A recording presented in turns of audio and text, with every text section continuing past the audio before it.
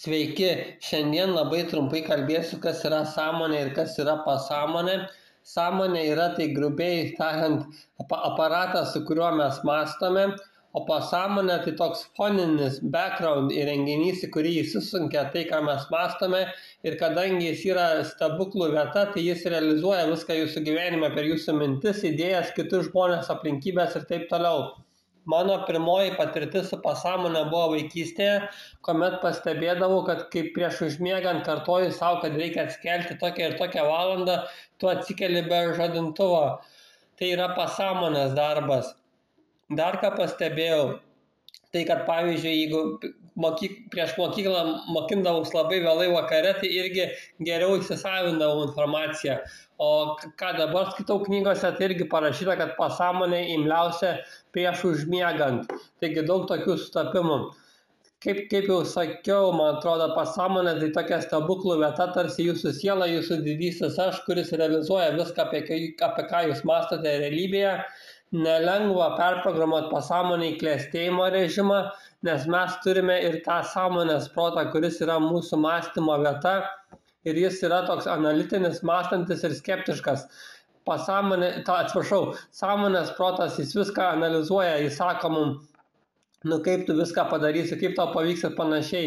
Taigi, mąstydami su sąmonė, mes turime išplauti savo smegenis, kad mes esame klestintis ir visko pertekę. Galime, ir paskui aš sukursiu video, tam bus daug įvairių triukų, kaip išplauti smegenis. Galime, kad ir pavyzdžiui, kokį prabangesnį laikrodį nusipirkti arba kokią biuro kėdę, ką nors prigalvoti, žodžiu. Tai galima ir piniginiai įsidėti stambesnių kupiūrų. Yra daug triukų, kaip išplauti savo smegenis. Apie tai aš vėliau sukursiu video, tad stebėkit mano kanalą. Taigi, o dar kai mes perprogramuojam savo pasąmonę, tai mąstydami pozityvias mintis ir dažnai tardami pozityvius žodžius vadinamus afirmacijomis.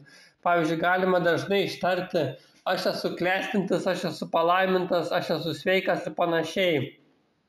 Nuolat kartojami teiginiai ir afirmacijos įsisunkia į pasąmonę. Tai yra labai svarbu daryti, pagrindinis triukas, žodžiu, kaip perprogramuoti pasąmonę.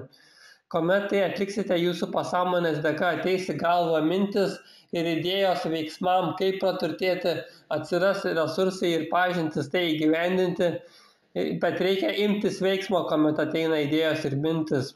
Nes, kaip jau sakiau, kartojas truputį, pasąmonė yra stebuklinga vieta ir jį geba viską pritraukti. Dievas ir pasąmonė taip pat gali sutaisyti jūsų sveikatą. Beje, prašau, palaikinkit ir subscribinkit mano video. Taipogi pagal Joseph Murphy knygą Jūsų pasąmonės galia, labai gera knyga, siūlau įsigyti. Jūsų pasąmonė priima tai, kas jai teigiama, arba tai, ko jūs sąmoningai tikite. Ji neapmąsto visko taip, kaip sąmonė ir neprieštarauja jum. Jūsų pasąmonė pasiduotų bet kokiai įtaigai, netgi klaidingai.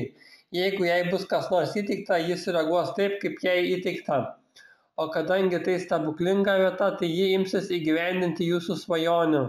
Pasąmonė yra imli viskam, ko jūs sąmoningai tikite. Tad įtikinkite savo pasąmonę mintim ir žodžiais, kad jūs esate klestintis ir sveikas, būtinai visuomet kalbėkite pozityvą ir tik laiko klausimas, kada tai išsipildys realybėje. Bet aišku, su visata ir Dievu reikia ir kantrybės, kartais viskas užtrunka metais, dėja. Ačiū, kad klausėte, prašau, apsilankykite mano YouTube kanale ir svetainėje, kurie yra apie dabartinius ir būsimus laikus. Ta informacija yra itin svarbi, kaip išvengti sunkumų per būsimus įvairius laikus. Atsiprašau, biškį, sunkiai sekasi ant galo šnekėti, tad rekomenduoju nuolat lankytis mano YouTube kanale. Dar kartą dėkui, iki.